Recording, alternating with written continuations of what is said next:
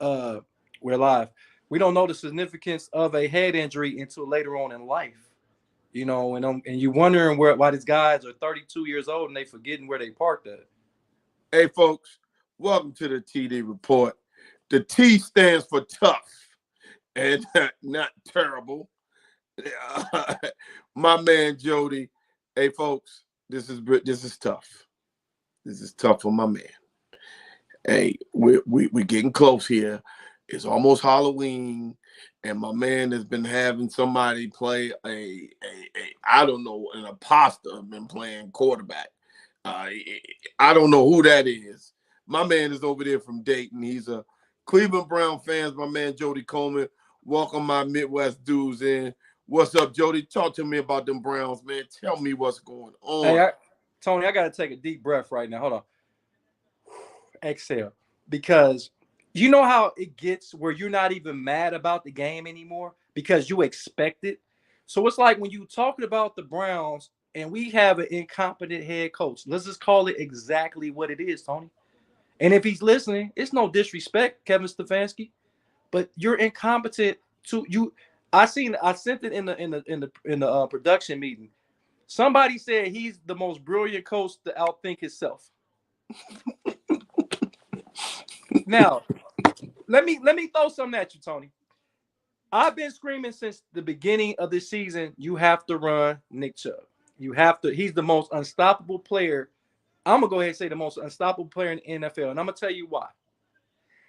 Even though the lack of carries, he still leads the NFL in rushing to this point. He averaged over 105 yards a game, and he also leads the league in touchdown rushing. But he doesn't lead the lead in carries. Saquon Barkley has more carries. Derrick Henry has more carries. And a plethora of other running backs have more carries than him. And they're still not giving you what Nick Chubb gives you. Every time Nick Chubb's on the field, even if he's in pass protection, even if he's in a passing situation, good things happen when he's on the field. Because as a defensive coordinator, you have to game plan because they know Nick Chubb is one guy on that field can take it the distance. Now, I said all this to say this, Tony. We can't even blame the defense for how the loss yesterday. I actually saw some improvement. I saw some blitz being called. We had a corner. The rookie Emerson got a sack because they ran a corner blitz. I haven't seen them run a corner blitz. Man, I might not ever seen them run a corner blitz. We contain, if you go back and look, we contain Lamar Jackson. Mm-hmm. We contain Lamar Jackson. We contain their offense. Look at Mark Andrews. The second best tight end in football was shut down. If you look at any of their wide receivers, they were shut down. But guess what we didn't do? We didn't capitalize. We was getting 3 points when we should have got 7. I don't know what it is about Stefanski and Kareem Hunt. I don't know if Kareem Hunt has some naked pictures of his wife or something. But why are you playing Kareem Hunt if he's not the most effective player on the field? You play him when he's needed. If Nick Chubb is not doing this to come out the game, don't take him out the game. If he's not saying he's tired, don't take him out the game. Defensively, Myles Garrett showed up. Defensively, Clowney showed up. Defensively, Joe Woods looked like a real defensive coordinator yesterday, but he still needs to lose his job. And I'm not a big component because I've been through many coaches in Cleveland, and I know he was just the coach of the year 3 years ago. But guess what, Tony? He ran the football 3 years ago. He ran the ball a lot with Nick Chubb. Go look at it. Nick Chubb was the leading rusher. That's the most yards he ever had 3 years ago with Kevin Stefanski. He's always averaged over 5 yards a carry. That means he only got to carry the ball twice, and he got a first down. Dave, I'm sorry. Am I right, Dave? Am I right? Wow. Sounds like it. As a fan, why do I have to continue to watch this trash? I watch every game, every snap. I make sure my Sundays are clear to watch every snap. Jody. Sorry. And everyone, welcome to the TD Report. We've got Jody on a rant, and I hate to slow you down, but I got to ask you this, Jody. You can't fire everybody. We can't? No. You can't. No. But you know what, Dave? I don't think they and Tony hits me up all the time. He said Jacoby Brissett is trash. I don't think he's trash. I always say he's a backup, like Cooper Rush. he's a backup. So backups make mistakes. You cannot put the ball in a backup's hands and tell them to win the game. That's why he's a backup. It's 32 other teams he couldn't start for. And there was a reason. I'm going to say this. They're running the same offense as if Deshaun Watson was in the game. Have y'all noticed that? Jody, something that we did when Tony conceived the idea for the football classics. Dave, don't complicate stuff. Keep it simple. And you know what? Simple worked. So why they insist on trying to make Jacoby Brissett into something that he's not? And honestly, it's not fair to Jacoby Brissett.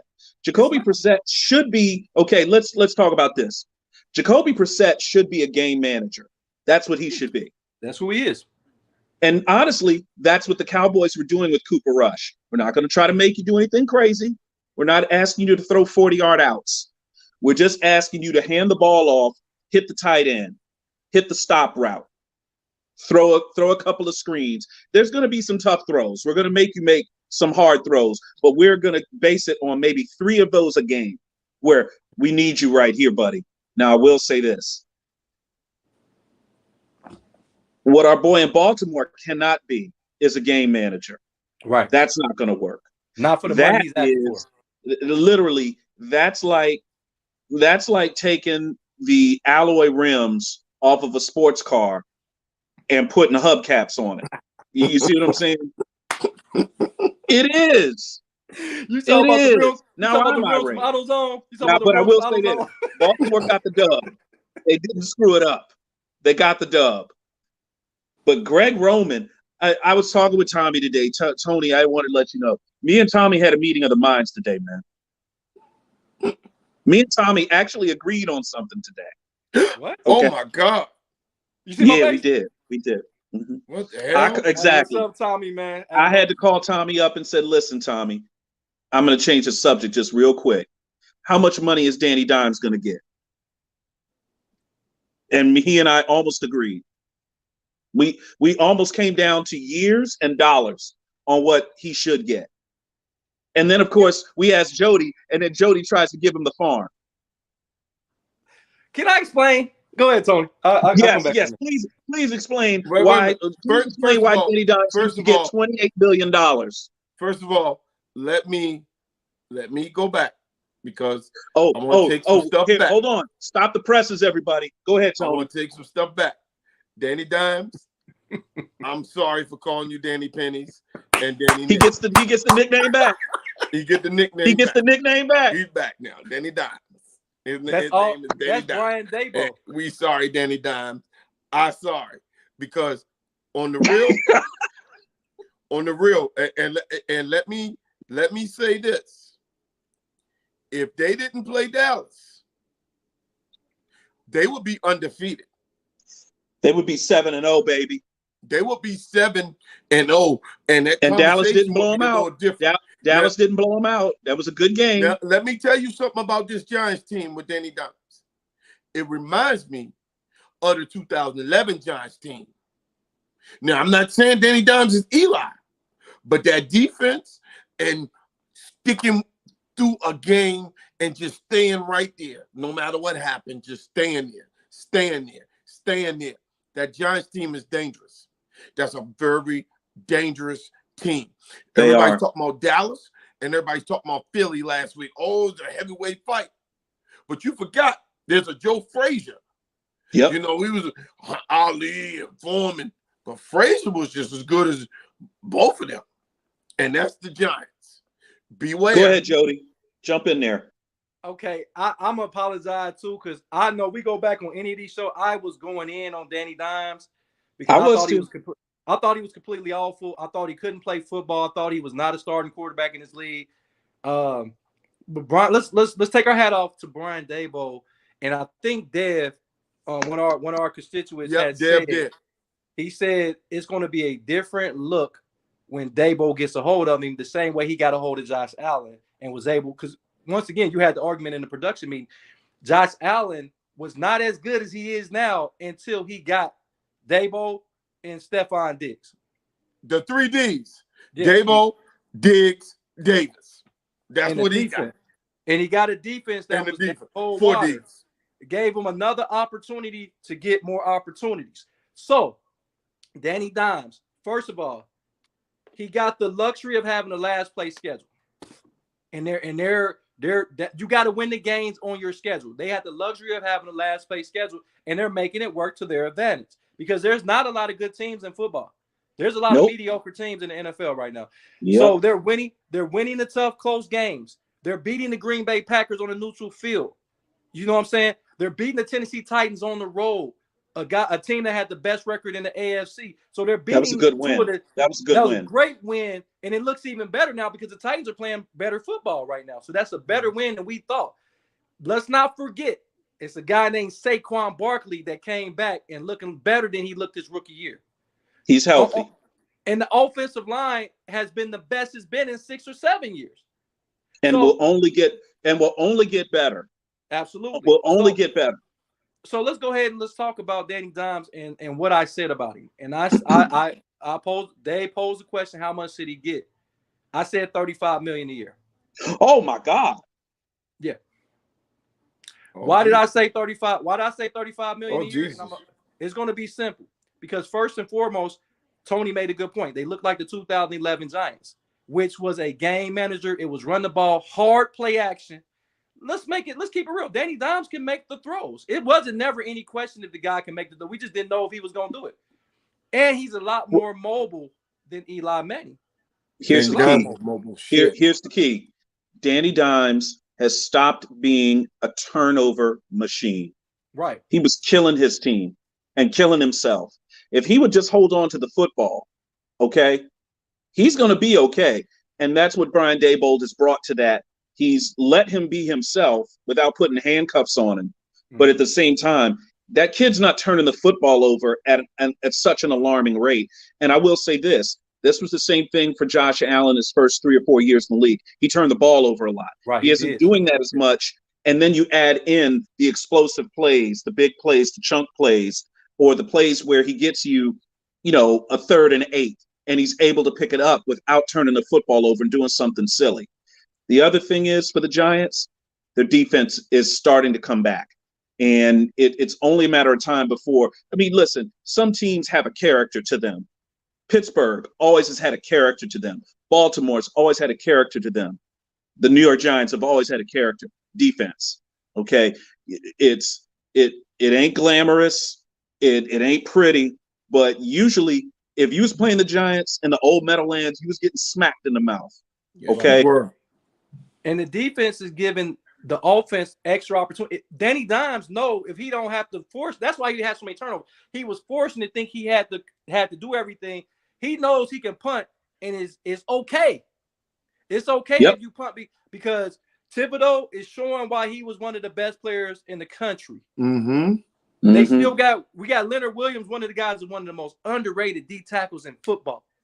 Yep, he can play all over the line. And the secondary is playing. They got Adoree Jackson, a guy that I thought was done from Tennessee, the kid out of USC. He's coming and he's playing phenomenal football. He's one of the best corners in football. Isn't it amazing what good coaching brings? Amazing. Coaching, it changes everything in the building. Everything, dude. It changes everything in the building.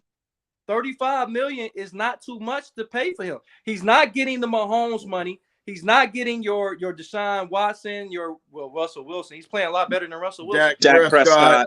He's not getting Prescott money. Okay. No disrespect, but he's playing better than Dak Prescott. I know he's coming off injury, and we'll see as the weeks go on. But he's playing at this point in time. He's playing better. He's playing better than somebody in his own division, Carson Wentz, who was making $28 million. Well, you can't even say he's playing better than Dak Prescott. Dak Prescott hadn't played. That's what I'm saying. I'm saying at this point in time, because he hasn't played, then we got to get a nod to a guy that's what's the best ability, what availability. And he's played every game this year. He's not been injury prone. He hasn't missed a game. They said he was going to miss time, but he didn't. So Danny Dimes deserves at least $35 million a year because I think he's going to get better because guess what they're going to do? They're going to put other receivers around him. Name a receiver on his team that's really explosive that somebody's scared of. Yeah. Hey, listen, you ain't missed yet. You ain't missed yet, Jody. Keep it. You're right. Go ahead, Tony. So my thing is, and right now we're seeing a rejuvenation of Saquon Barkley, and he knows his role. They're not pounding him 30 times a game to kill him, they're giving him 22 runs and about 3 to 5 catches, which is enough for him. And then they got to change the pace back in Berea. What you tell us, Tony, that Ray Lewis said, you always got to have that change of pace running back because it's hard to game plan for that. It's hard to game plan. Let me say something here. We have to give a little credit to the Washington Redskins or the Washington football team. They beat a Green Bay team that was down. That's not the reason why they beat them. No, they beat them because they were better than that Green Bay team. They were better than that Green Bay team, and they actually played a quarterback who I think knows this system better.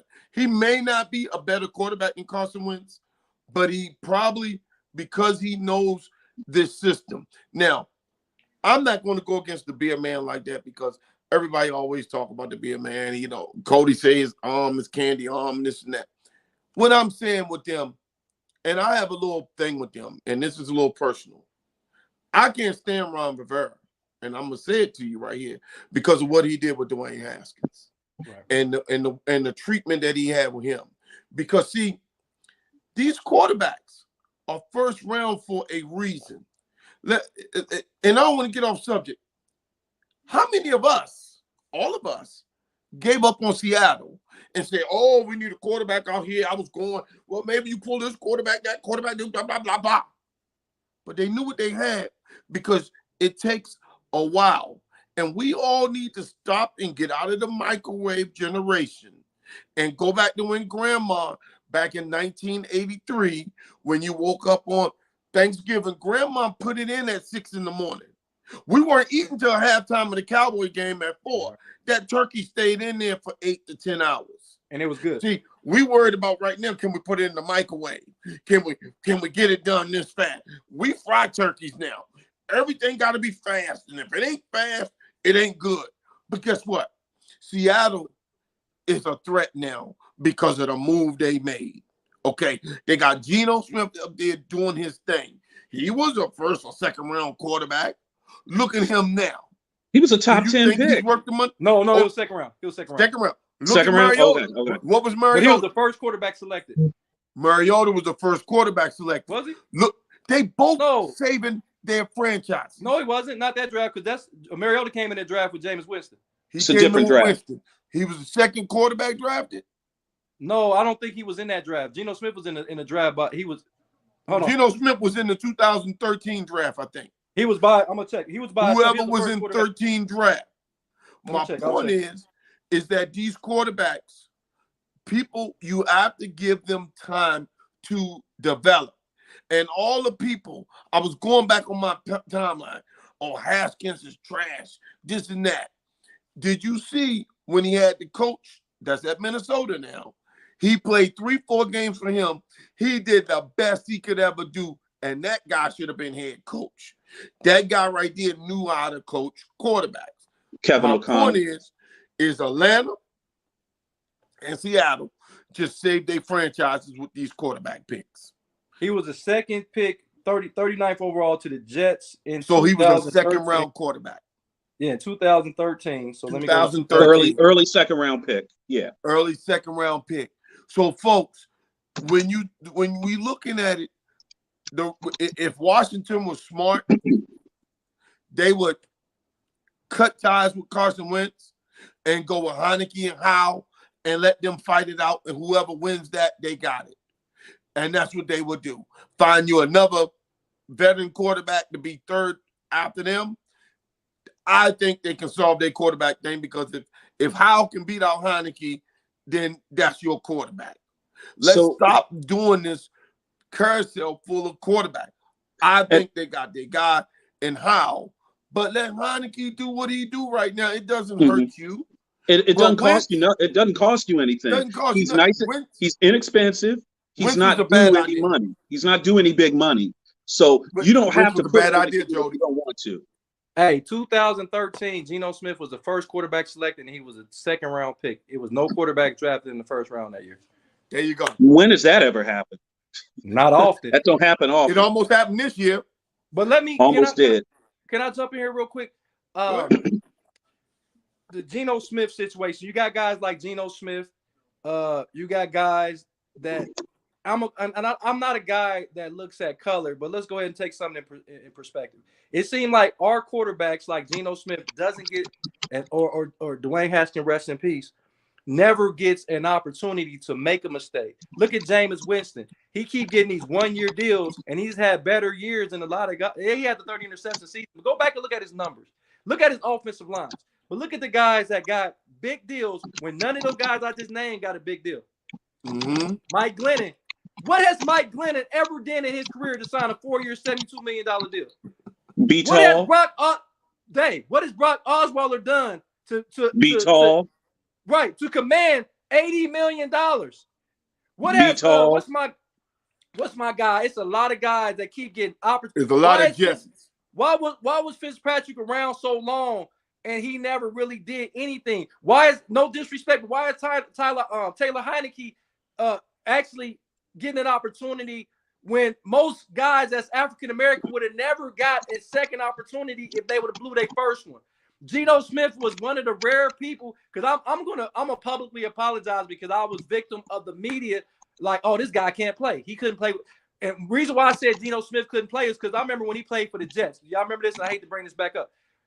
He got his jaw broke by a guy that was on the practice squad, and then nobody go lay that dude out. It's no way my quarterback would have got hit. I would have broke his jaw, because there's no way my leader is going to ever get punched in the face if you believed in him. You think Peyton Manning going to get punched in the face? You think Tom Brady going to get punched in the face? You think that Patrick Mahomes going to get punched in the face? And you don't think that guy, first of all, would have been cut that minute, but somebody would stuffed a hole in it. That right there showed me nobody believed in Geno Smith. So I'm emotional. I'm emotional today because I believe all right. That's cool. This guy needs an opportunity, Tony Dave. He's gotten it. First of all, this is the best coaching he has ever had with Pete Carroll. This is the best coaching he's ever had. This guy has 1,712 yards passing. He has 11 touchdowns. And check this out, guys. He only has 3 interceptions. You know what's interesting about this, Jody? If you ask anybody in Seattle right now about Russell Wilson, they look down at the curb. Something wasn't right in that locker room.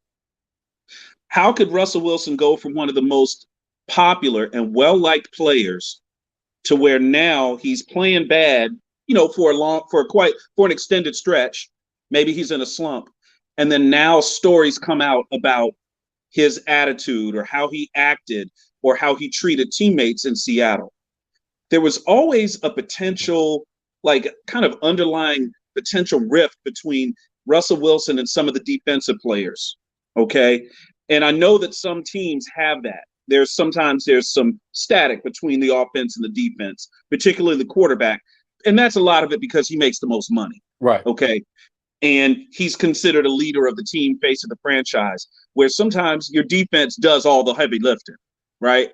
Yeah. Tony, what do you think about Russell Wilson as far as his persona? And did it get too big in Seattle? Was there issues with him and Pete Carroll in terms of how the offense was run? And there was kind of a tug of war, and Pete Carroll won and got Russell Wilson wanted out. They traded him out of town. They get the draft picks. And now Geno Smith is the quarterback. And this is what Pete Carroll wants. And if that's what it is, are things running smoother in Seattle now? I think Russell's gone. Listen, I was totally wrong on this. Me too. I thought Russell Wilson was the ultimate, oh man, this and that. It was something going on, and management. This is why good management always lasts and always go. The management made that call, and that call is actually going to make them somebody to be reckoned with the next 4, 5, 6 years. Because remember, let's go back. We said that was the toughest division in the NFC. Right now, that's a pedestrian division. There's nobody over 500. Yeah, the lead is 500. No, right? Seattle's the one outside of Seattle. They picked them to be last. Yeah. Okay. So obviously they made a and look, folks. This is a 7-game sample. Next week is Halloween. We have a Halloween show.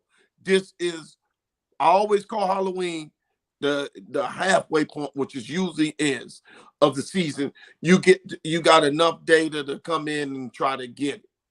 Right now, folks, I'd much rather be Seattle in that division. Hell, in the NFC, I'd much rather be Seattle with a quarterback that you're not paying a whole lot of money to, with a good-looking running back that came from Michigan State, that guy, with a defense that's solid. And, dude, that team is dangerous. They played the right way. They drafted phenomenal. They got two young rookie corners. Dave, is Dave on there? Oh, yeah. I thought you was freeze framing. They got 2 stud cornerbacks. They got Woodley, this kid out of UTS. That's the school my daughter graduated from. He's 6'4", 210 pounds, running a 4.26 40. University of what? San Antonio. Oh, UTSA, the one that looked like the tennis association. Yeah. UTSA, yeah. Listen, this kid has 4 interceptions. He's the premier. Everybody talking about Sauce Gardner. That guy may be better than Sauce. They got another corner. Hey, go check him out. This guy he's long, he's athletic. He's a reemergent of Richard Sherman. And he's faster. Look at the scheme he's playing in. He's playing in Richard Sherman's scheme, and he plays similar to Richard Sherman, who was one of the best corners we had ever seen. Mm-hmm. The other side, though, they got a kid named Kobe Bryant right down the street from me at University of Cincinnati. Right down. That kid is playing phenomenal football, Dave. That kid, they got 2 stud corners. They went and got Kenneth Walker III in the draft. They lucked up and got Geno Smith, not to mention they stole the tight end. Noah Fant is one of the top 10 tight ends in football. They reemerged. They got some pieces on that offensive line. And then you got Pete Carroll as coach. Would you rather have Pete Carroll or Nathan Hackett as your coach? So with that being said, Seattle was definitely dangerous. Are they going to be able to keep it up? I'm not sure. No. I'm not sure. But right now, we got to go with right now. What have you done for me lately? And right now, Geno Smith is making all the throws. He's not turning the ball over. And this Kenneth Walker, the third kid, hey, this kid right here. That kid is bad. Second round, who's the second running back selected. That kid is bad. Because you know Bryce Hall is out for the year. Bree Hall, yeah. Bree Hall is out for the year. Yeah. And that's unfortunate. That's unfortunate. The kid was balling, and that's all the Jets have on offense. They're gonna have to live with whoever's his back, whoever the backup is. And Michael Carter's solid. Michael Carter's solid. He's solid, but he ain't Bree. He's the 2 surprise teams: Jets, Seahawks, Giants. Mm-hmm. Yeah. And the Giants. You throwing the Giants. And the Giants. So the whole place in New York and Seattle. Okay. Those listen, man. This has been eye-opening. It's been a crazy season already. And Tony, it's gonna get crazier because now you see the teams like the Chiefs, they're starting to get their legs. Then you see the Tampa Bay Buccaneers just fall on their face. What was that? Record. They don't have the best record, but they're the best team in football. They're the best team in football. They don't need the best record. Yeah, they don't need the best record. Here's what they need. They just need a set of downs on offense. That's what they need. Here's something that I got to tell you about the Chiefs. Patrick Mahomes has never played a road playoff game. Right. Never. He never will. And he might not. He might not this year. No, he won't. Because nobody's gonna catch Buffalo. Buffalo gonna drop. Buffalo is gonna get what you say. They look bored. Buffalo is gonna get bored. They're not used to being. They're gonna drop games they're not supposed to drop. They're gonna drop one to like a Jacksonville or something that they not. They got to drop 2 to lose that thing from them. They will to lose that home field. Yeah, they will. They will. And look.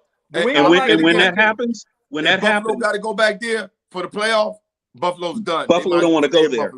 No, Buffalo don't want that game. That's the one game Buffalo does not want to have to play. No, one. But Dave, to make it all the way through the playoffs and then have to go to Kansas City to get to a Super Bowl. They don't want that.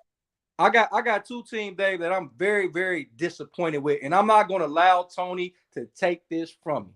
Quit saying that the Green Bay Packers are down, because the only person that ain't on that team is Devontae Adams, and that's Aaron Rodgers' fault.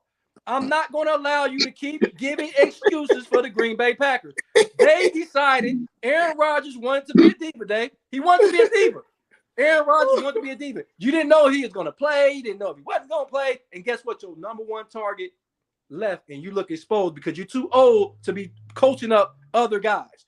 As a veteran, you needed a veteran wide receiver so you can continue what you're doing. Now you up here babysitting. You get mad, and you're showing emotion every time somebody drop a pass.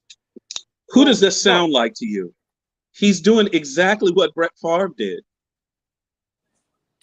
What is it? Either you see yourself become a hero, or you live long enough to make yourself into the villain. He's Batman. He's Batman. He's Batman. But That's what it is. I'm not gonna let him. I'm not letting Tony off the hook, Dave. My number two is your Los Angeles Chargers. They're Jessies. They're Jessies. You know why? Because your boy Justin Herbert. I told you, if you look up quarterbacks in the dictionary, you're gonna see him. He looks like a Greek god. He's got the looks. He's got everything. But he can't win games. He's not winning games. He's losing games. First of all, he got lucky against the Browns because he played a coach dumber than his coach. His coach is absolutely he's another awful coach. On top of that, Mike Williams is day to day. J.C. Jackson's out for the year. They just lost somebody else on the defensive side of the ball. Is Bosa hurt?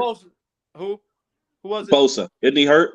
Yeah, it's another guy they just lost. I just seen they just lost another guy. So they're banged Sean Stanley's out for the season. So it's who I would like to see coach this team. You know who I'd like to see coach this team if they fired Brandon Staley. They fired Brandon Staley. It's bringing an old school guy. Bring in a Dick Vermeil. Bring in a Sean Payton. What's that? Well, Sean Payton coming there would be something. No, y'all playing checkers.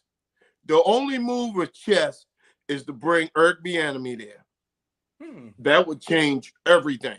It's the same division, and he got a quarterback that he can get in the scheme. It would change Kansas City's future, and it would change Los Angeles' future. If Kansas City were to win the Super Bowl again this year, I think if you're Eric Bieniemy, you probably have to take the best job that you get offered. And if it's the San Diego job, you've got the quarterback. Take that job. I'll take You've got a quarterback that can virtually make almost every throw that Pat Mahomes can make. Justin Herbert can make the throw. The question is, can he complete the throw? He can make the throw. Can he complete it? Hey. Patrick Mahomes has proved he can make those throws and he can complete them at a high percentage. But you know what, Dave? If you look at his numbers, they're outstanding. He got the most 300-yard games through how many games he done played. What's your record? Record? One game over 500, a game under. I'm talking about in his career. Tua has more victories, a better winning percentage than him in the same draft. Tua is winning game. I don't care what nobody say. Tua makes Miami a different team. Different team. He does. That's why they need to keep him healthy. And they got to figure out how they're going to do that. And they did. If you watched the game last night, they were getting the ball out. They were doing a lot of RPOs. They was getting the ball. It was making the linebackers make a decision. They was going to come up. They ran the ball well. I like how they put Mostert as a starting running back. That was beneficial. Now you're getting the cheetah and you're getting Waddle balls in space. That the 3-yard gain is turning to 17-yard gains. So if they continue to do stuff like that, they'll be fine. Tua didn't take many hits last night. This kid cannot take another hit. It's just bad TV. You see what I'm saying? It's awful theater. I love football, but I do not want to see that kid on the ground like that again. No, I can't watch that. I can't watch that. It's really sad to see. And listen, guys, real quick shout out. University of Maryland, another great win this weekend. Another great win. But seeing Tua's younger brother on the bench, he's injured right now. Mm-hmm. Maryland's playing their backup quarterback. Hey, shout out to that young man, by the way. Great game. It must be very tough for their family to have both of their kids that are trying to, live out their dreams, play pro, play They college both were ball, hurt. and they're both injured. They were both injured last week. They both injured last week. That's really tough to see. Dave, I saw that injury in person. I was covering that game. And the reason why he got hurt, and this everybody listen to all our viewers and whatnot. This is a situation where I feel like at the college level, when you're the best athlete, let that guy be an athlete. Sometimes you want, and they did this to Troy Smith in Ohio State. They want you to read the defense, and he did. But he had an opportunity to take off running. He would have got 15 yards slid. He stood in there and he took a hit that he shouldn't have taken because he got to his fourth read on the play, where he could have took off and got 7-8 yards. The pass wasn't nothing but 11-yard completion. They were already moving the ball, and they was already in field goal range to tie the game. He read the defense and he took a hit that he shouldn't have taken at the college level. I don't think he should have took off running. That's hey Jody, I'm glad you read and said something like that. Let's get this straight, folks, so y'all can hear me straight. I'm tired of the bullshit narrative. Oh, is he a pocket passer? Oh, you know what it kind of sounds like? It kind of remind me when BLM were doing their marches, and they didn't say, well, what was the march about? Oh, was it peaceful? Was it this? Man, get out of here with that shit. Is he winning? Is he doing what it takes to win? I don't care if he do it from the pocket or if he do it from sliding outside or sliding inside. Do what it takes to win. Lamar Jackson sat in the pocket yesterday and looked like trash. We destroyed him from the pocket. It's terrible. We shut him completely down. Yeah, because he stayed in the pocket. What? Put it like this, Jody. If I got a Ferrari, I'm not buying a Ferrari living in Minneapolis. Yeah. I'm gonna buy it living in LA. If I'm living in Minneapolis, I'm gonna buy me a Jeep or a Range or something like that. Because it just don't make sense. And like Dave said, don't put no AutoZone rims on it. Yeah, put AutoZone rims. I mean, if my car can run, I want it to run. Who they want to be. And let's get something else straight here. So we can go. This go for black folks. This go for white folks. Stop looking at their color and thinking they can't run, or looking at their color thinking they can't sit in the pocket and throw the ball. Because I'm gonna tell you right now, if Lamar Jackson wasn't in the league, the two fastest quarterbacks are white: Josh Allen and Danny Dimes. Danny Jones. Okay, so probably and so we're looking at when you're looking at the pocket. Don't forget about Taysom Hill, guy and Taysom Hill. So when you're looking at the pocket and they don't stay in the pocket, they run. Well, actually, the best pocket passer is probably Mahomes. Okay, so what are we talking about here? Stop putting these guys in a box. This ain't your 1980s. There is only one pocket passer left, and that is Tom Brady. And you see where he is right now. He is on his way out. Sorry, he's struggling. Matt Ryan is on his way out too. Folks, in another year or so, there will not be any more pocket passes. So whoever wins the Super Bowl is going to be considered a dual threat or a mobile quarterback. However you want to cut it. So cut the crap with all that talk. I don't care if he stays in the pocket. You see, Heineke is white as white. His ass gonna stay in the pocket. He going to do what it takes to win the ball game. Right. Actually, the quarterback whoever left the pocket the most. Two white guys, Steve Young and Fran Tarkenton.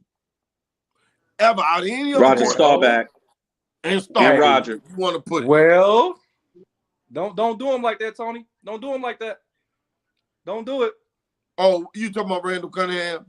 No. I'm saying don't do him like that because you just hit him with the right and the left. It was almost a knockout blow. Don't do him like that. I mean, you just get tired of the narrative, man, because it's stupid. And what are we talking about here? You talking about, I don't care about how it looks to win the game. I have people who Dallas won the game with Dak Prescott going 19 or 25, 1 touchdown, no picks, no turnovers by him. He did the exact same numbers as Cooper Rush. And they saying Dak had a bad game. Why? Because y'all want Tony, because of his contract. It's because of his contract, Tony. But get that contract. You do what it takes to win the game. And his team needed him to lead and to only throw it 25 times. If they only need you to throw it 25 times, you throw it 25 times, you win the game. Get a W. That's all I care about. Because see, this time last year, I was looking good. It was pretty. We were leading the league and scoring. And I just knew that was going to zoom us right on in L.A. to the Super Bowl. It zoomed us to a first round exit off the highway. Hey, Dave. You said exit off the highway. hey, Dave, let me ask you a question. Hey, when Ben Roethlisberger came into the league, do you know what the formula was him? This was the same in the Midwest. 25 passes or less equals success. Yeah, because they had the bus. Willie Parker. They had the bus. And Willie Parker. Hand it to the bus. Rashad Mendenhall. Give the back the football, punish the defense, and you make 15 to 20 throws. And you win. Let me ask you this. When the last time Pittsburgh been in the Super Bowl, Tony? 2009. Something like that. That was the No, 2000. Yeah, 2010, 11, because they lost to Green Bay. That was the last time that you seen a quarterback throw under 30 times a game, which was Ben Roethlisberger. If you look at every year after that, he averaged over 35 passes per game, and they never made it back to a Super Bowl. I'm just throwing that out there. No, that's a great observation. It's a great observation. Listen, I'm not just saying you have to just run the ball. I'm saying you have to have identity of running the ball. Don't just run the ball just because, it looks good on stats. What is your identity when you run this ball? We knew what Dallas' identity was back in the day with the lead draw. We knew the Redskins were coming with the counter trade. We knew those plays were coming. That was their identity. So having the identity, don't just run the ball so we can talk about it on podcast. Say, oh man, they ran the ball. That's like you looking at the thing and say, oh, this guy had so many tackles. I don't give a shit about you tackling them 8 yards down the field. That don't mean shit. How many TFLs did you have? How many tackles did you have within the 4-yard box? Right. Anything outside that 4-yard box, I don't give a shit about that tackle. Don't be counting those stats. Give me the stats where the tackles actually count. Because you look on all the people with the tackles, their teams are losing. That means technically, Tony, your good friend Micah Parsons had a tackle yesterday that very well might have saved the game for Dallas. It did save the game.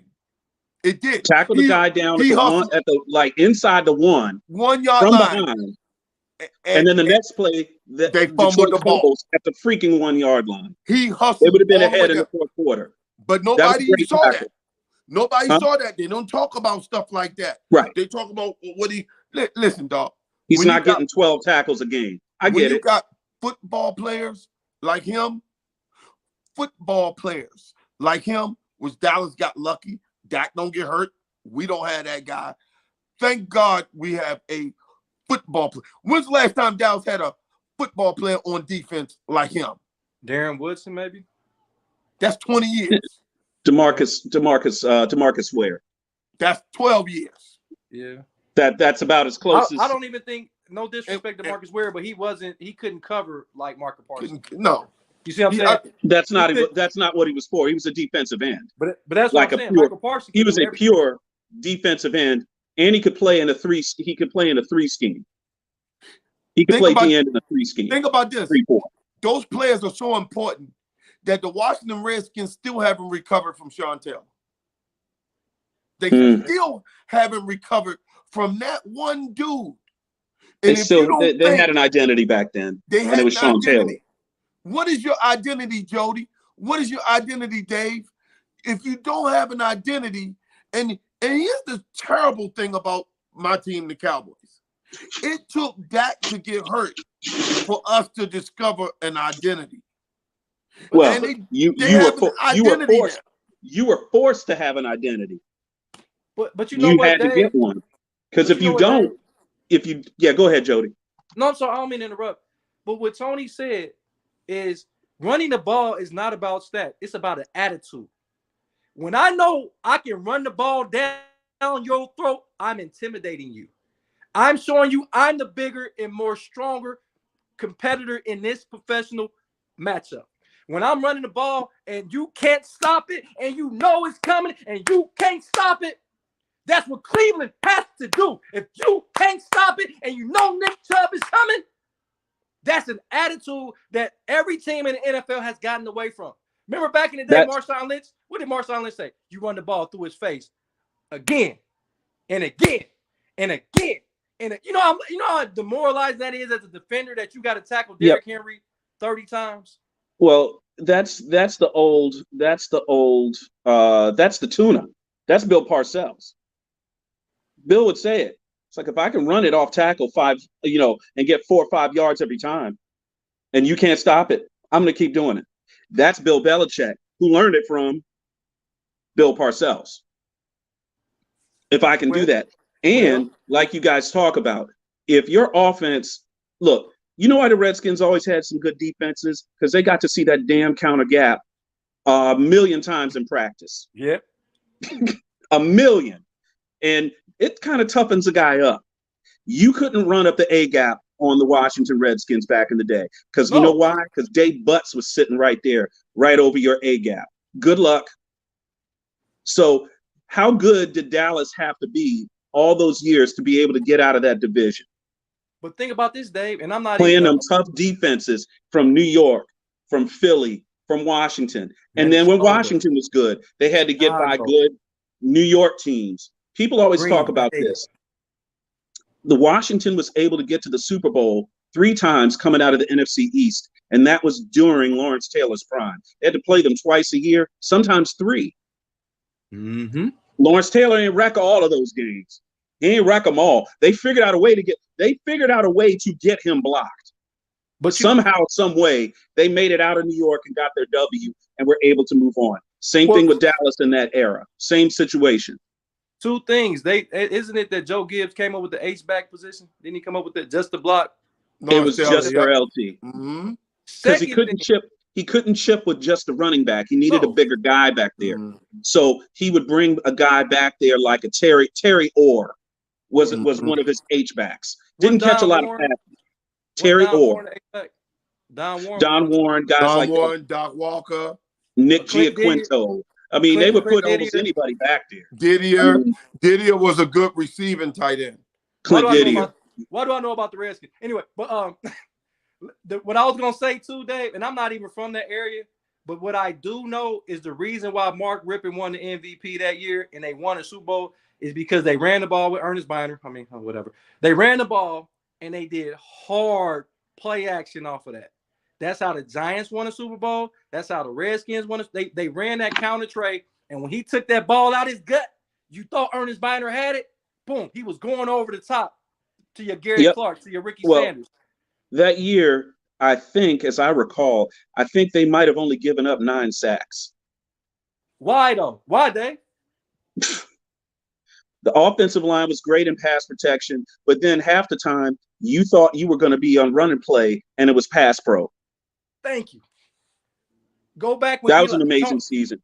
Those are the 2, to my opinion, the Dallas Cowboys line in the 90s and the Hogs are 2 of the best offensive lines in the past 40 years. Ever. And I don't think it's close. Ever. Yeah, listen, the way they're moving things now, it's going to be hard to repeat that and get that. I mean, those offensive lines were on something else. And look, the teams won. Coaches were Hall of Fame coaches. Teams won because they had and I said something to Brody Meadows, and I told him, I said, there's never been a team to win a championship with a bad offensive line. Yeah. I've never seen it. But the thing, Tony, You said it, and you said that it can't be done. That's why it's not being done, because everybody is trying to be brilliant and more brilliant than the other guy in the room.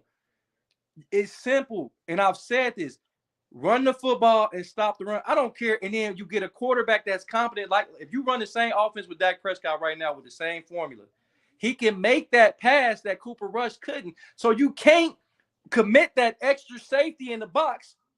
Dave gone. He'd be back. He probably. Yeah, you can't. So you can't commit that safety. So Ezekiel Elliott, look, I don't care what anybody says. Ezekiel Elliott still got a little bit in the tank. And then Tony Pollard, you don't want to sleep because he could take 80 yards on you. So when you're doing that hard play action, now you don't have a Cooper Rush who has a noodle arm. You got Dak Prescott who can fire that thing, and he's gonna keep playing. Look, let's say he had this type of game every game for the rest of the season. Don't worry about it, because what you tell me, the quarterback that can make the play, and we know Dak can make it, but don't make him have to make it over and over. Make him have to make it in situations where that defense is on his heels, because Ezekiel Elliott done carried it. You see that have you noticed every time Ezekiel Elliott had 15 carries or better, y'all win? Yep. Because he's doing all that dirty work. Ain't that dirty work. And you notice people ask you, why is Zeke still in? Because in between the tackles matter. And doing that dirty, you know who else ain't complaining about Zeke being there? Tony Pollard. No. Because Tony Pollard, like, shit, I get to come in and do some scot-free running. I'm good. And you stay in there. And keep banging your head up. They tired. You know how it feels. You play running back.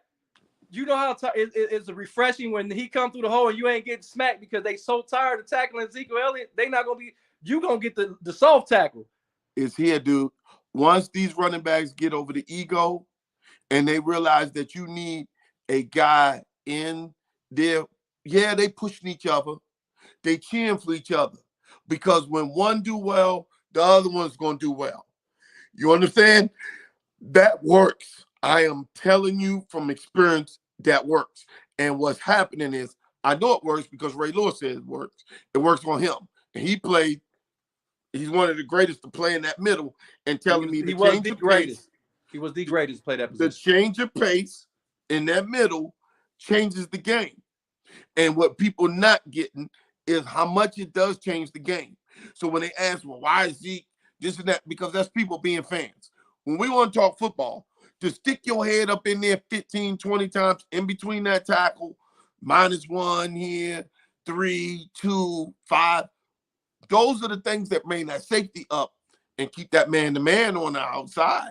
And all you got to do is have a quarterback. Like, that's why I'm so mad. And I hate that I'm going back to Cleveland, but that's why I'm so mad. Y'all running the same offense y'all going to run with Deshaun Watson. Now, if you got the ball in Deshaun Watson's hand 40 times in a game, I'm not mad, because he's an elite quarterback. He's a top 10 quarterback. Matter of fact, I'm going to go on a limb. He's a top 7 quarterback when he's out there, because let's not forget, he hasn't played, so nobody remembers, but he was the leading passer in the NFL the year that he missed. He had 4,000 yards, and he didn't have nobody around him. Remember, everybody was hurt.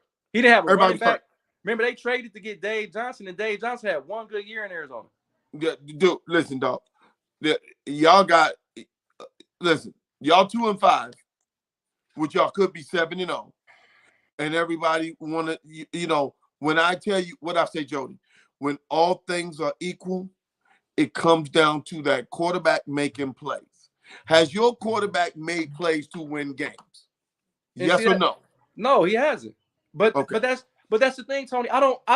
Everybody, I remember you hit me up in the production, and you be like, "Hey, Jacoby Brissett is not," and I'm like, Tony, I'm not mad at Tony. I'm not mad at Brissett. I'm not, because Brissett is doing exactly what I expected him to do, to be pretty much even on touchdowns and interceptions, to throw for about 210 yards a game. But he should not be throwing the ball. He should only be throwing the ball about 22 times. You got Nick Chubb, and when he get tired and he do like this, then you bring Kareem Hunt in the game. And if he do like this, bring Chubb back in. And guess what? If both of them tired, bring Dearness Johnson, who he hasn't even had a carry this year. But hey, folks, what we're gonna do is give some credit out to the Phillies and the Astros. Now, I told you about them Stros was going to get them Yanks, didn't I? I told you y'all too. I hate the Yankees. Make fights. I hate the Yankees. Let's go back. The Yankees made that big statement about the Astros talking about cheating and blah, blah, blah, blah, blah, blah. if you look at the whole year, the Yankees lost like 6 out of 8 games to them this year. Then they got swept. So that talking, the Astros said, okay, you keep talking. We'll need to cheat to beat y'all. And then they came and celebrated on their thing. The Phillies is a kind of an underdog story. They ain't supposed to be there. To me, they had one of the best hitters ever with Bryce Harper there. So, I mean, just saying they ain't supposed to be there. Cities get hot. This may be Philly's year. 76ers are good. You know, you got the undefeated Penn in the Ivy League. They top of the Ivy League. You now got the Eagles are good. I mean, now you got the Phillies. So it goes in cycles. You know, 2-3 years ago was DC. We had the Mystics, the Caps, and the Nationals. They all won championships right around each other. Remember LA, the Lakers, LA, the Dodgers, the Rams, Sparks, the Kings, Sparks. LA is the only city where every professional team in this decade has won a championship. Boston. They remember they had the Patriots. Oh the no, Celtics? no, I'm saying within the last 10 years, every team has won a championship. Okay. Boston Celtics didn't win it. They won it in 08. 08, yeah. Yeah. So LA, everybody's won it.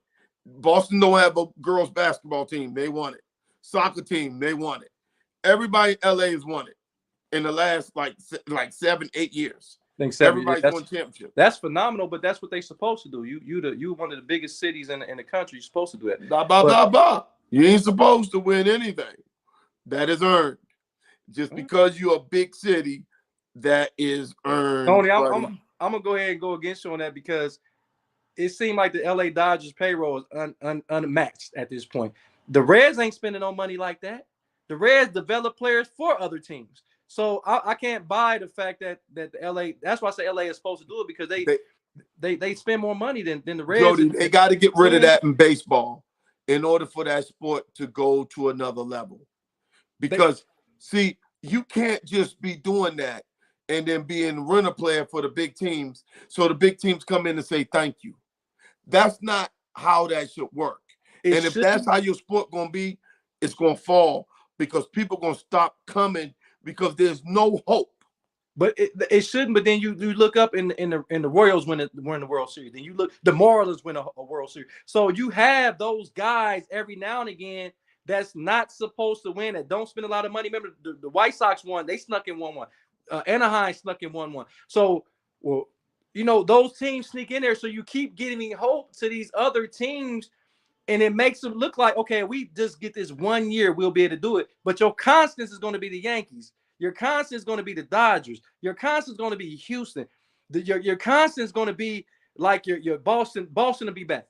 Those are your constants. Those are who going to win. So the Yankees and the Dodgers only have 2 world championships in these 22 years in this decade, in this century. Right. That's not many. But who has more? Who has more?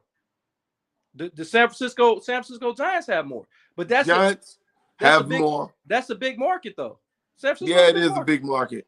Yeah, does the Milwaukee, Pittsburgh, I'm Kansas City, small markets. Listen, it's an old saying: you're only as strong as your weakest link, and if your weakest link is doing well, you're gonna be strong. It's kind of like the capitalism. Capitalism is great if you up here. Right. But how much Braves. capitalism is great? The Braves. Somebody said the Braves. The Braves have won some championships. Thanks, Keith. The Braves have won a couple of championships. But that's my thing. Like you got your big dogs in baseball. They will never put a salary cap on baseball because when you got the Yankees, who was the evil empire, they will not allow because a lot of those teams will come back to earth. If you look at the NFL, who has a salary cap, a lot of the big market teams don't win all the time.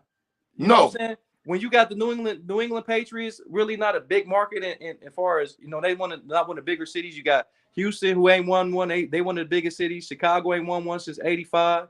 LA just won one. You know what I'm saying? Before, The New York Giants ain't won, or Jets ain't won since what, '69, and the Giants haven't won since what, 2011. So your big market teams aren't getting those championships like they should. Kansas City snuck in there and they won one. They're not a big market team when it comes to football. yeah, And they snuck in there and they got the Philadelphia. Philadelphia is a big market. They won one. They snuck in there. Miami is a huge market. They haven't won one since the 70s. So 73 or 74. Yeah. 73, 74 was their last time winning it. So yeah, you're right. That's why I think football is surviving, because when you go into the season, everybody realistically have a chance to make it. Remember, I told you everybody was within 1 or 2 games of right here or the playoffs. Right now, you can't honestly say who's the worst team in football right now. Texans are 1-4, 1-5-1. They're the worst team in football. 1-4-1. Have you seen them play? I watched them. I like the Their young. games are as close as it can get, and most people can't even tell you their starting quarterback's name. Davis Mills. You know, most people couldn't tell you that. I'm gonna tell you another team. I think the Carolina Panthers, who just upset Tampa Bay. I don't know if I'm gonna say this, and they just kicked off. We're gonna say a little bit on this game. The Browns are one of the worst teams in football again. And it's the Lions. The Browns. The Lions. The reason why I say the Browns are one of the worst teams in the league right now is because they kill themselves. You know, it's self-inflicted wounds, and that means that we're not a good team. They're undisciplined, one of the highest penalized teams in the league. They're starting to turn the ball over at an alarming rate. So Cleveland is about is at least the 25th best team in the league. So that's not saying much. But what's going to happen when they get Watson back and they start getting those games at home and they start winning? The point is, in the NFL right now, if the Lions and the Texans are the worst teams from each conference, who did the Texans beat? The Texans, I think they beat the Bears. I believe they beat the Bears. They beat the Bears. And the Lions beat I think Washington football team. Right, in week 2. Okay, folks, this league is close. But let's go to the teams that's supposed to be really, really good. The Chargers. Rams. Trash. Denver, trash. 49ers, trash. Vegas. Tampa Bay, trash. Green Bay, trash. Rams, trash. Vegas. All these teams supposed to have been good. All of them supposed to have been good. So now, look at what's going on. This brings people hope. Look at you. You're a Cleveland fan. You frustrated. But who's to tell you when Watson come back? They don't win 8 out of 9 or 7 out of 8 or 6 out of 7 when he comes back. You know what? That changes every damn thing. And the crazy thing, and the only why I'm even frustrated, because I believe we can win.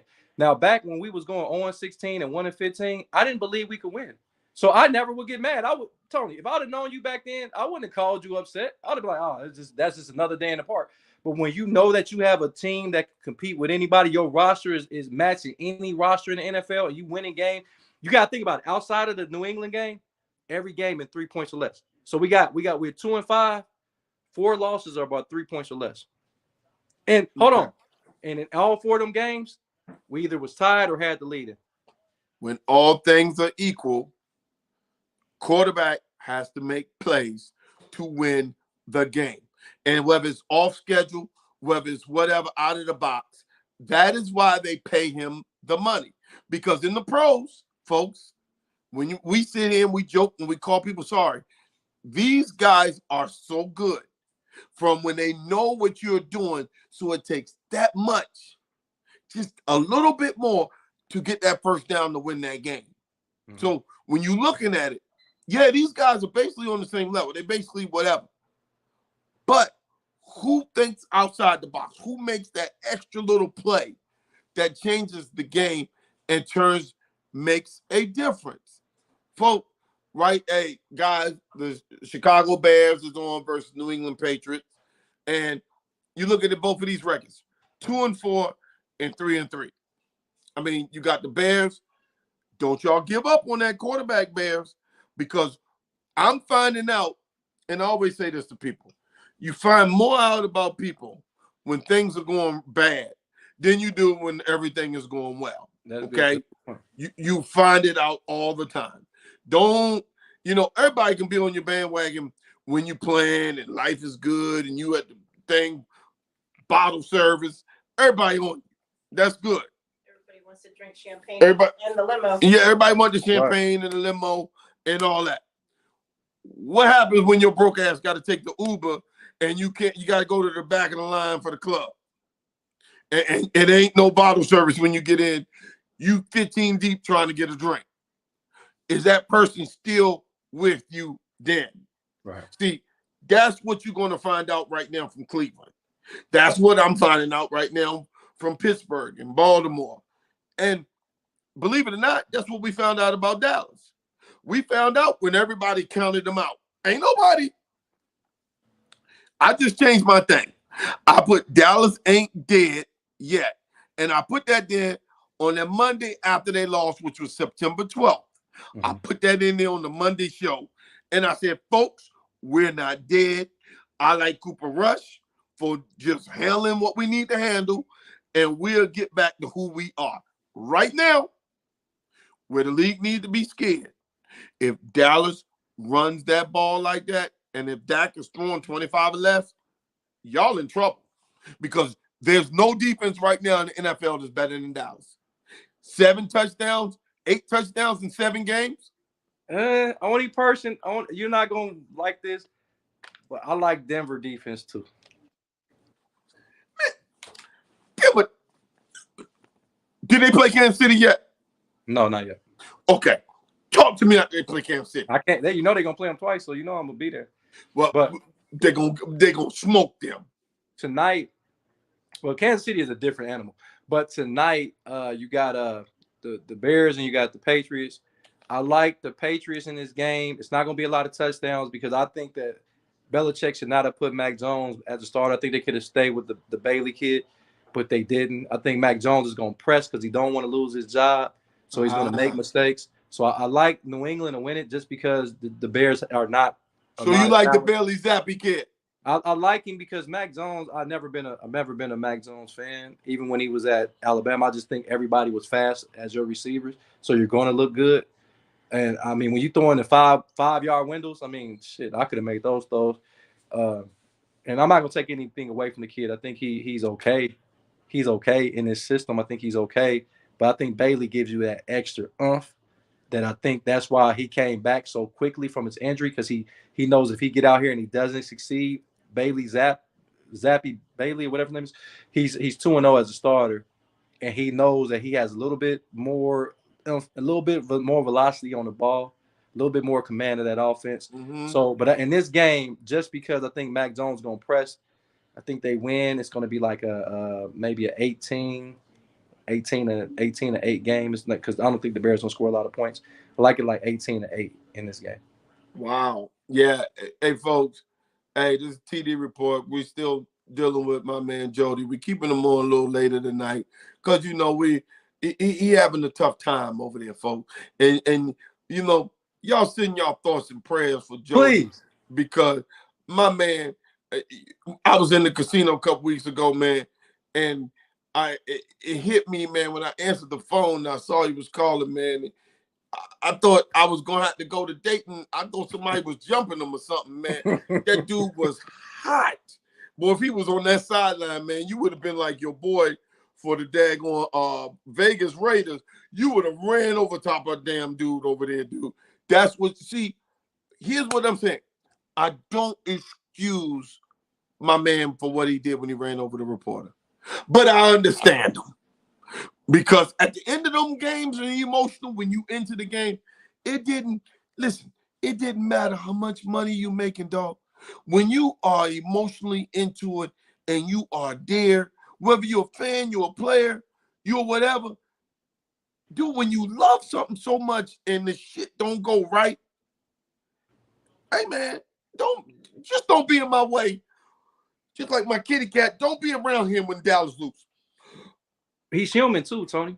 Yeah, he's human. People think because you're an athlete or you make tons of money that you don't have emotions or feelings. And they say some of the most awful things on social media. And you got some people that can handle it. You got a lot of people that can't. Because if I'm a professional athlete, I probably wouldn't even have a social media account because I don't necessarily want to read it because it seems, and Kevin Durant does this a lot, he fires back. But what I don't like is you have all these people that love you, that compliment you. You scroll right over those comments until somebody call you a bum.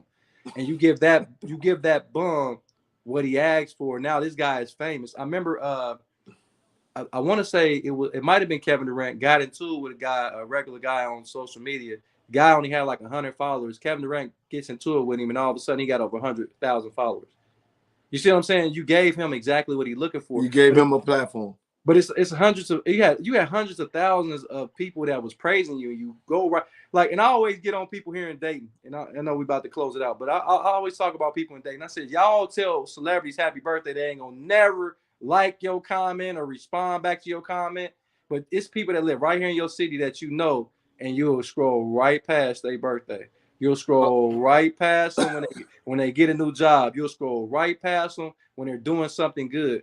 But you'll go and Chris Brown to get on there, and you get on every one of Chris Brown's posts. You share it. You do all this stuff to people that don't give a damn that you did it. Yeah. Hey, why you ain't tell us about Cincinnati's homecoming? Man, hey, I didn't know about it. I should have went down there. Did you see the pictures I sent you of it and everything? Oh yeah.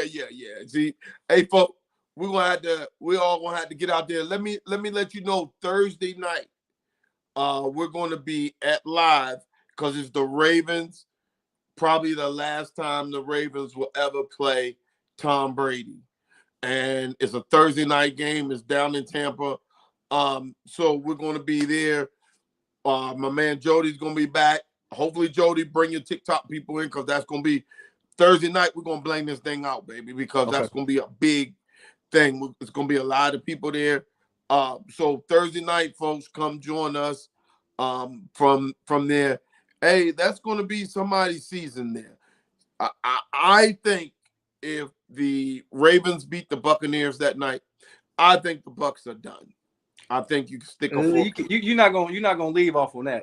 They're not done because you look at the division. Nobody's over 500. If you look at the division, Tampa Bay is still in first place. They're 3-4, and they're still in first place. We don't know what New Orleans. They're banged up, and I don't know if Allen is gonna get it right this season. You got Carolina, who is 2-5, really is only one game out of first place, and you got the Atlanta Falcons. You don't know what you're gonna get out of Atlanta. 1 week you're gonna get Mariota going 13. Hey, Jody, when I say done, I just don't mean by record. I mean emotionally, because you can have a great record and not be okay. Their psyche, from what I'm seeing on the reports and reading on their site, dude, is running deeper than what you see with just Brady and that wife of his. Their O-line is terrible. Their scheme, the running back, your boy's starting to show now, Fat Boy, because Fat Boy don't want to hustle. The receivers ain't catching the ball, and Brady ain't getting them. Brady not reading them right. It's just something about, and their defense is playing on the field too much. And they're a great defense, but as you saw in that game, as they played more and more and more plays, what happened? And remember, when they play their home games, it's very humid. They can't be on that field all damn day. That defense was good when they were playing on the field and off the field. Not when you playing in humid weather like that. You cannot be playing defense that much in humid weather. So that actually home field works against them when they got a defense. I mean, when you think about it, when the offense is struggling like that.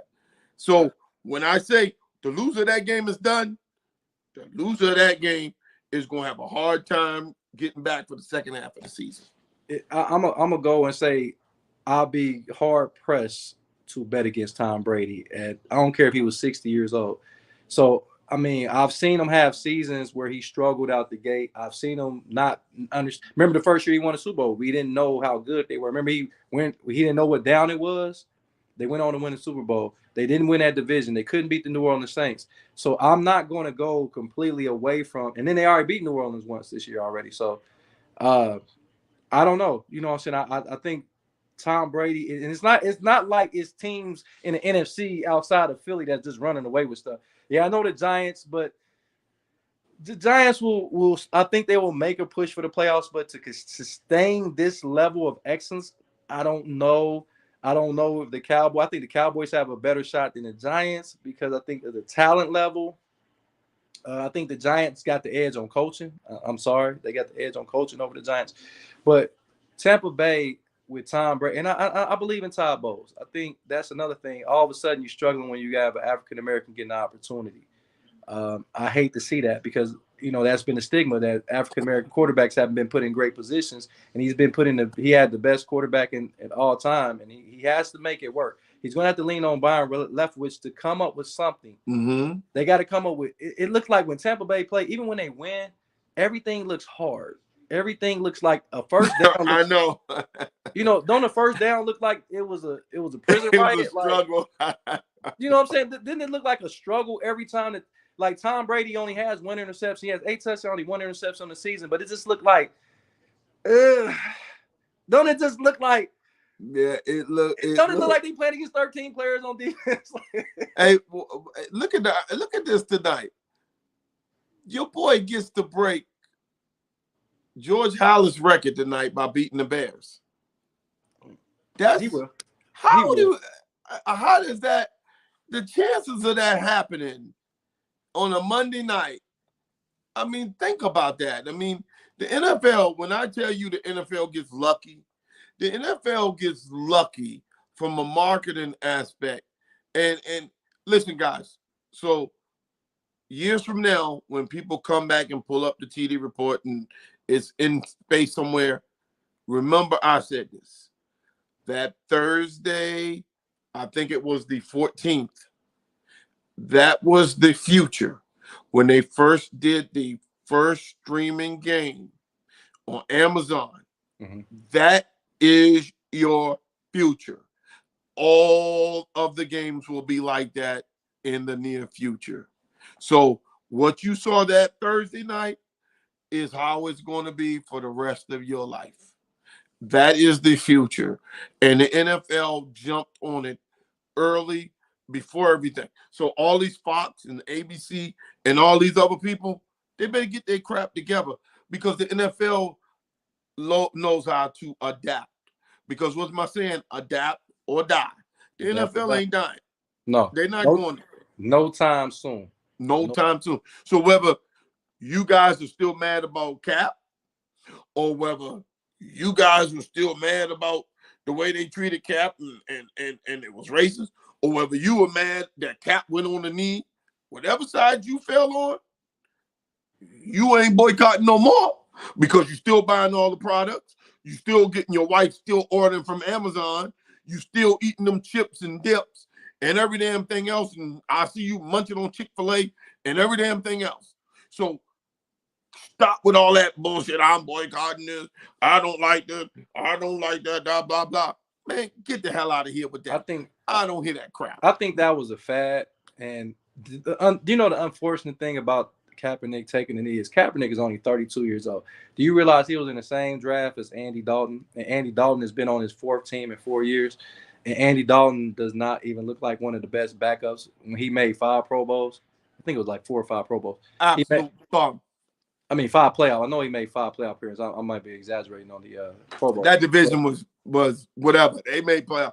But listen, all that stuff, however you fell and whatever you did, one thing that the true football people did is we still stayed with our teams because, dog, no matter how much that girl cheat on you, you still love her. That's your team. Cleveland been cheating on you and 2-timing you for a long time. You know what? No, Tony, Cleveland don't cheat on me. They beat me. Yeah, They- Cleveland been an abusive. They They've been been- like I'm O.J. in a- Simpson to you. I'm in an abusive relationship with the Browns. They don't cheat on me. They They apologize. just beat you down. Hey, they beat That's me. Ike and Tina Turner. Hey, they beat me. They put me in the shower and say they sorry. You know what I mean? Hey, they've been Ike and Tina turning you. Hey, At least with the eat the cake, anime. Eat the cake. That's what they did to you when they left and went to Baltimore. Eat the cake, anime, and you still got it back. And she went away a couple years, and she came back and said, "I'm sorry," and you took them and put your brown hat back on, and you had to put the makeup on to cover the bruises and all that other stuff. The Cowboys been doing a little work. They've been putting me up in the Ritz-Carlton, and I've been eating all that good stuff. And then when I come down, I got to pay the bill. I'm thinking that it was on them, but it's been on me. it's been But on you you. know what? They called me back to the Ritz-Carlton again, and I'm thinking they're gonna pay, and they don't pay, and I got to pay. So they're not putting their hands on me, but damn, they put their hands in my bank account. Hey, So I the mean, Browns put their hands on me. abuse is abuse is abuse. But you still came back to the sport. You still love the sport. It's the number one sport for a reason, folks, in the United States. I ain't gonna say the world. We're Soccer. Soccer is number one. not soccer, or actually, excuse me, football is number one. Not American football, but it's called football. Mm. Is number one. So we call it soccer. But in the United States, it's king because people love it. And it's not king because everybody just love it. It's king because women love it. And you remember, Ray Rice is not in this league because of what he did to a woman. And 45% of the viewership are women. So you're starting to get women coaches. You're starting to get women referees. It is so much different. And it's a good thing because I hear people, well, let's take it back to it. Look, I done played on all levels. I have no problem with no woman. Listen, I had no problem yelling at no woman over a bad damn call. She gonna get yelled at just like that dude. It make no difference to me. But go ahead. I appreciate the women because you got to understand, sometimes a woman comes with a different perspective on the game. Mm-hmm. And I've talked to a lot of women I'm like, wow, like I didn't even look at it from that perspective. And that's what I love about sports. And I love that women are involved in football and basketball and whatever sport it is. It's not that I'm trying to cater to them. It's just really because from a man's point of view, we looking at, remember I just said run the football. She's like, well, maybe if you go to 5 wide receivers. And I'm like, damn, I never thought about that. You see what I'm saying? Because she's looking at it from a different perspective because in most parts, a lot of women didn't actually play the game. They might have played in the neighborhood, but we know it's never been a professional football player that was a woman. So they're looking at it from an analytical point, which is not always bad. Now, if you Brandon Staley is dumb, if you're Kevin Stefanski or if you Nathan Hackett, now those situations are done when you're doing analytics. But when the women come with the analytics and they come with this different perspective, it really kind of, to be real, it opens your eyes about. I'm like, man, I never. So yeah, I appreciate women, and I do welcome more women to get involved because that makes longer lasting relationship when both of y'all like the same thing. Exactly. If you like football and you like the sports and you like the tailgate, folks, women, if you're listening, you're gonna find a man. You won't find them in church. You won't find them in the grocery store. You're gonna find them out there at the tailgate, or you're gonna find them in the bar watching the game.